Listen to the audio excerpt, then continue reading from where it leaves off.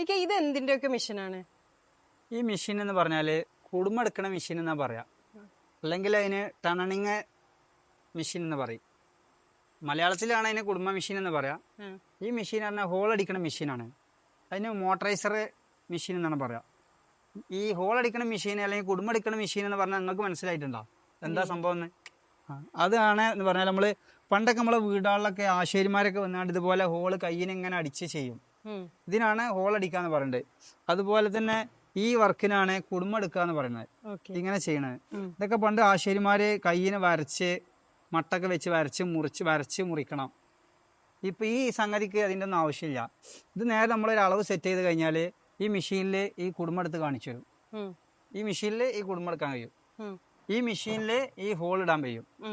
ഇതിട്ട് കഴിഞ്ഞാൽ ഇതിൻ്റെ പ്രത്യേകത എന്താണെന്ന് വെച്ചാൽ കയ്യിന് ചെയ്യുമ്പോൾ എന്തായാലും ഇതിൻ്റെ ഉള്ളിലേക്കൊക്കെ ചെരിഞ്ഞ് പോയിട്ട് അത് പെർഫെക്ഷൻ ഉണ്ടാവില്ല. ഇതാവുമ്പോൾ 100% പെർഫെക്ഷൻ ആയിക്കാരം.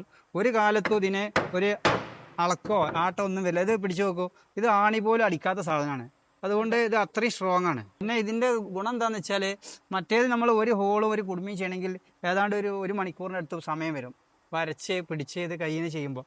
ഇതാവുമ്പോൾ 1 മിനിറ്റിൻ്റെ ഉള്ളിൽ ഒരു തുളയും കുടുമിയൊക്കെ അടിച്ച് കഴിയും ചെയ്യും. ഇതിൻ്റെ പെർഫെക്ഷൻ 100% പക്കായിരിക്കും. അതാണ് ഇതിൻ്റെ പ്രത്യേകത. ഇപ്പോഴും ഈ മെഷീനൊന്നും ഇല്ലാത്ത ഒരുപാട് കമ്പനിക്കാരുണ്ട്.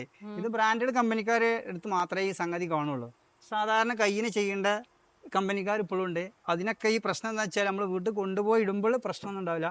കുറച്ച് ദിവസങ്ങൾ കഴിയുമ്പോൾ ഇതിനൊക്കെ ഇളക്കം വരും. നിങ്ങളൊക്കെ ഹോട്ടലിലൊക്കെ പോകുമ്പോഴോ അല്ലെങ്കിൽ വേറെ വീടുകൾ പോകുമ്പോഴും കണ്ടിട്ടുണ്ടാവും ഇങ്ങനെ ഈ ചെയറിന് ഇങ്ങനെ ഒരു ആട്ടം.